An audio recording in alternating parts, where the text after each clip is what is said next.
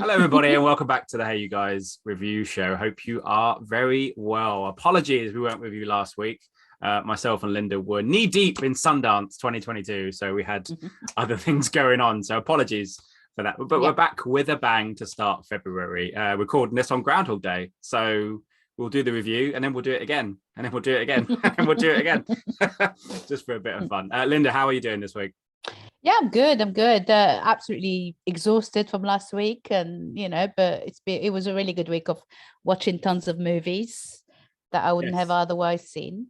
Yeah, it's good. Apart from the kind of cabin fever of being at home watching it, not having the community. But at least we weren't in the snow. That was true. At least.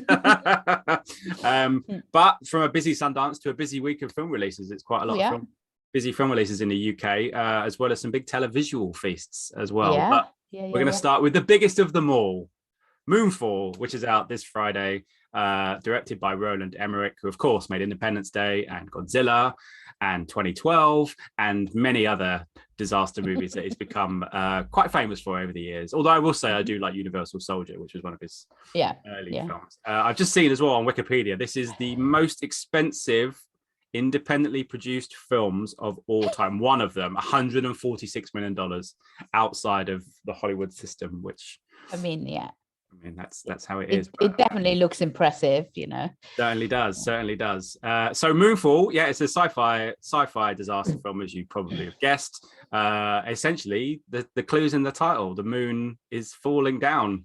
It's come off of its axis next to Earth, and something untoward is happening, which may or may not be conducive to aliens or AI or something of that way. You won't give too much away, but there's something fishy going on, shall we say, as it always is in the Roland Emmerich field of fantasy, shall we say.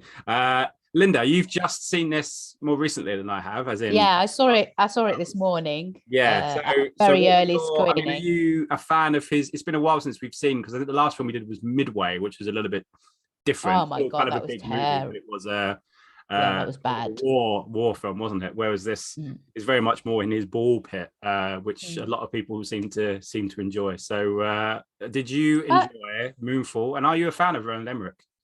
I am a fan of disaster movies to start with. I think the bigger the disaster, the better. I'm a huge fan of disaster movies. I like Independence Day. I've liked some of his stuff, and some other I liked less. With this one, I kind of enjoyed it while I was watching it, and it's definitely a very sort of high production value. It's big, it's obnoxious, and I find it quite stress-inducing actually at some point. So I'd like to tell, if you are the kind of person who can't handle like big things happening, probably sit this one out, because I actually did find it quite really anxiety inducing, because I was already feeling a bit tired, but other than that, I kind of liked it. I think I liked it for what it was, put it this way, and I will tell you what I liked about it and what I didn't like about it. So over the Christmas break, we had this big what's it called? Don't Look Up, which was Don't Look Up, which was a fantastic political satire, and a great movie, sort of about the state of the world is in. And what I found about Moonfall is that it's almost too skin deep. It doesn't have any other sort of things to fall back on. It's not a satire. It's not something that wants to deal with other kind of themes, if you know what I mean. It's just in your face, and it's just there, and it doesn't really make any sort of socio-political points in any way. But at the same time, I thought it was quite entertaining, and I liked everyone in it. But it's just preposterous, and the last 10 minutes of the movie is just absolutely ridiculous. It gets it starts off being ridiculous and it gets worse and worse and worse and worse. The storyline. Actually, that's what I liked about it.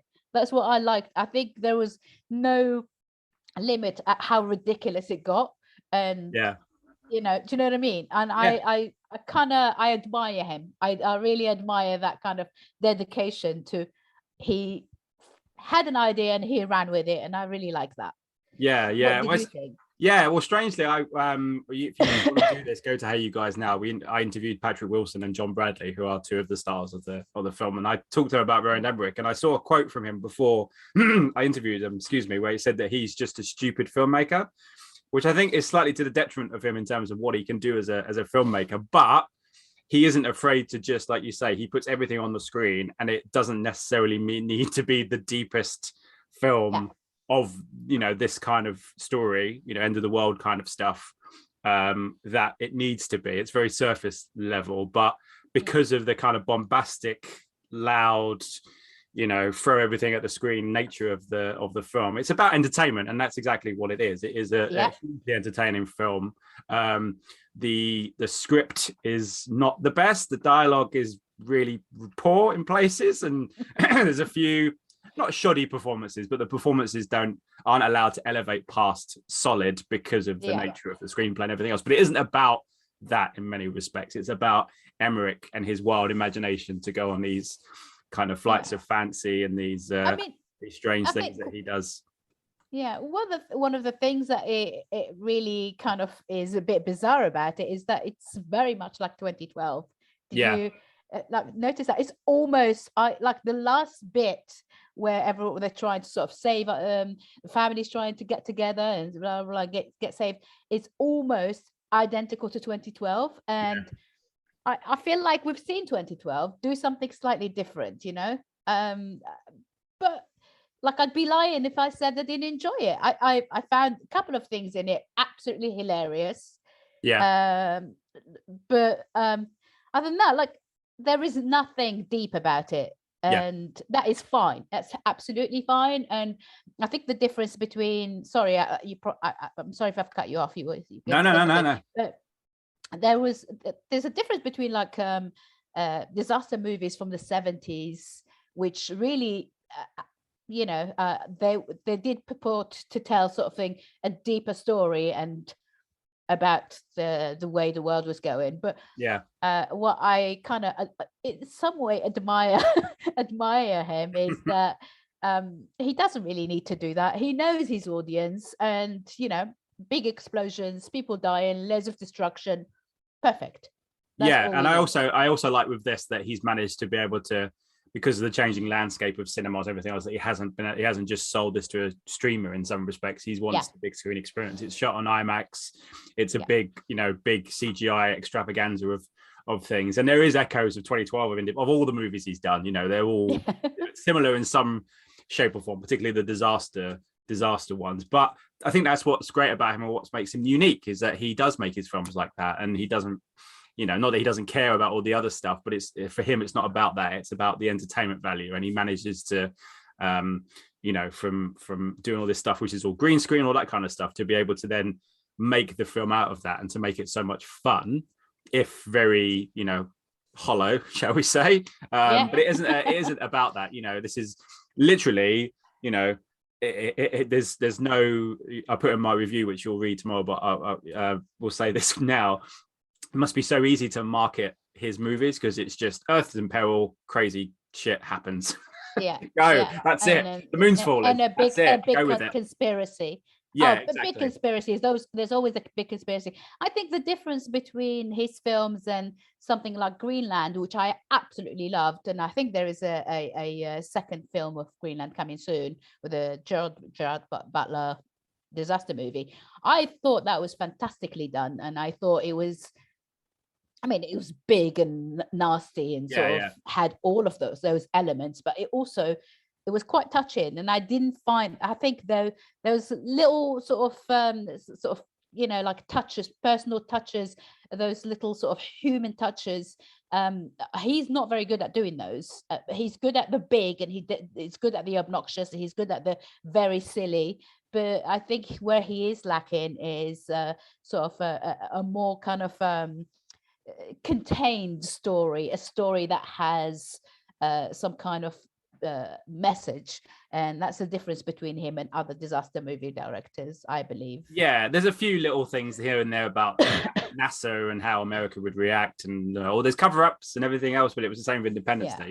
It went into the fact of maybe these things, like Area 51, maybe these things actually are true. But I like the fact that it doesn't shy away from what he wants to make and what it wants to be, which is this big, expansive, fun movie, which it does succeed in. And while it like you say, if you want something that's a bit more thoughtful, Don't Look Up, maybe even Greenland and a few others have Greenland done. Is great. Yeah, Greenland was very surprisingly good, and that was told, again, on a much smaller budget. It was quite independently done and cheaply done, in terms of not cheap as in cheap, but cheaper than the money that's been spent on this one. But it's testament to the filmmakers that they're able to make their own version, and Emmerich's come in and made this one, which again, it's quite an event. And I always like his movies because they're always good. Yeah, me too. They're quite disposable. When after 10 or 15 minutes after you've seen it, you're just like, well, the Moonfall, that's what I remember. You don't really remember much else, but you had a good time. And seeing it on IMAX as well, which I don't know if you saw it on IMAX. Oh no, I didn't. I didn't see on IMAX. It was fantastic. Exactly what you want to see. And after let me ask you this question. Do you think he literally is one of the very few people who are still making these kind of movies? Because we are really, really lacking in these big sort of disaster movies. And especially that's not connected to a franchise or any source material. It's kind of original in that sense, isn't it? And there's very few filmmakers that not only make these kind of movies and make them like he does. It would have been a shame. And this is no disrespect to Greenland, because circumstances dictated how Greenland was released because of the pandemic, especially in 2020 when it first came out. It went to Amazon rather than in the cinema, which I think it was intended to. It was nice to see it in the cinema. It would have might have had a slightly the cracks in the film might have highlighted themselves more if we'd have watched it at home, because we wouldn't have had the spectacle in the same way. And that's, for me, and we've discussed this many times, and I've discussed with lots of people, why the cinema experience is so unique and worth holding on to, particularly for movies like this. Yes, it's not going to win any awards. Yes, it's not going to be on anyone's top 10 list at the end of the year. But in that, guilty pleasures or surprise film of the year, this one might pop up because it's good fun. I'll be shocked if there's not many films at the end of the year that people label as much fun as this one is, even if it's quite disposable and hollow. I thought it was sort of entertaining enough. At no point did I ever feel like there was real peril, because it was so preposterous. It was so silly and so completely like out of this world that that's the difference between that and how I felt watching Greenland. I was depressed for a whole day after watching Greenland, because it felt so real. It was so well done. It was and even the science actually really lined up. I wrote a review for it for the New Scientist, and I did quite a bit of research. I was going to say, that must have been fun to review. It was really good. And did quite a bit of research and sort of trying to work out whether it was, it would line up. Apart from a couple of things, I honestly think Greenland did a really fantastic job in just staying sort of quite, scientific. And this doesn't do any of that. This goes really, it jumps the shark at the end of end. It's mental, and I really, really liked where it went. Put it this way, I'm a fan of going. If you're going to do something very silly, go all the way out. And I really, I think he did a really good job doing that. This does border on this, does push against the silliness quite a bit, but in a good way. And again, it's not going to be very well revered by a lot of people, I'm sure, but in terms of I think it does a pretty decent job at it, and it's entertaining, so you can't fault it for that. And again, it's nice to see it on the big screen, because slowly but surely that stuff isn't necessarily going the same way anymore, is it? And would you say this was an improvement on Midway, which was his last I didn't movie. see Midway. Oh, okay. I can't tell. I think you're very lucky. The way you're suggesting that to me is probably that, yes, it is an improvement on Midway. Oh yeah, it is definitely an improvement on Midway. Midway is an absolute just a mess, really. Badly written, badly performed. We've not talked about the performances. John Bradley's performance, which is fabulous. Good fun. Yeah, great. Yeah. He's great in it. Yeah, he's great. He's great fun as the doctor that's not a doctor and scientist that's not a scientist who's telling all the scientists what they're doing wrong. I always like that kind of thing. But he's quite cool. Patrick Wilson's always good value, as is Halle Berry, in amongst the crazy shenanigans and the some of the terrible dialogue, especially Halle Berry has. Because she's Halle Berry, she gets away with it. You can kind of buy into the silly. Wow. Do you though?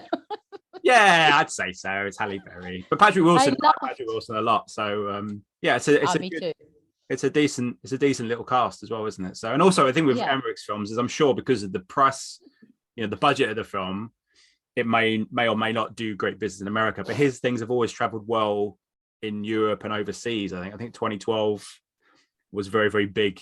Not it wasn't big in the USA, but it was very, very big outside. So I think his do cross over quite well. So I'd imagine it will make quite a lot of money back from Europe and everywhere else. So that's positive. Yeah. And like it will do well regardless. People will go and see it and laugh and enjoy themselves and eat tons of popcorn, let's hope. And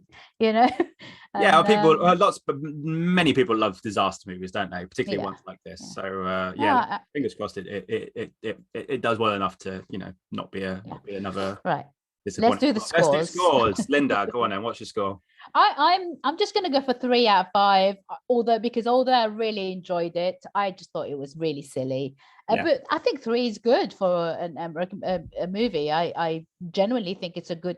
I'd say it's a high 3 rather than a low 3. Put it this way. I think I settled on a 3, a middle 3, quite in the middle 3, not a high 3, but not a low 3. So a 3, it's a 3 entertaining. So, but like what's that? I put this in my review. Ron Seal, the advert. Oh yeah. Okay, it's like does exactly what it says on the tin. That's all you need to know. Exactly what it says on the tin. That's exactly it. That's all we need to know. So yes, that's the first review we're going to do this week. There's a few more coming. You'll probably see these around the same time, but this one has an embargo, so it will be up at a specific time. So when you see this, that embargo would have lifted, but you might have seen some of the others in between. If you don't already, make sure you subscribe to Hey You Guys and click the little like button below. And we have a few more videos coming up this week, as I say, and more going forward in the year. Now that the festival season, it's not over, but Sundance is over. Yeah. The rest of the and don't forget to. Yeah, don't forget to follow us on our social media. We're going to leave both our handles they'll all be in the box. So put them in the box below. So make sure you want. Hey, you guys. If you want more news and more sort of inane film talk, please follow us on Twitter, on Instagram. But also do check out our interviews with John Bradley and Patrick Wilson once you've seen the film. They were great value and great fun talking to them. Also, there's a great song in this film. I'm not going to tell you what it is, but one of the best pop songs of the 80s is in this. Lovely. Really, really well. I'm not going to spoil it for you, but I was humming it as I came out the screening because it's a great song. So there's an added bonus for you there. So maybe there's the 3 stars right there just because of that song. Anyway. I also, sorry, just one last thing. I left before the end of the credits. So let me ask you this, Scott. Is there a post-credit? No idea. I don't think so. Okay. I don't think so. I don't know. We'll have to ask our one of our friends who always stays till the end credits to see if that's true. Potentially, I don't know, but I left. I didn't leave. Same. Oh, I'm leaving because it's rubbish. I just naturally left. So I didn't stick around. I didn't think there would be a after credit scene, but you never know with these things. Exactly. Anyway, do all the things that we said, as I say, and we will be back very soon. You will see us again very soon on Hey You Guys. Till next time, take care and goodbye. Ladies and gentlemen, you're watching Hey You Guys! Hey You Guys, huh? Hey You Guys. Is that from the Goonies? It is indeed, yes. Nice. Hey!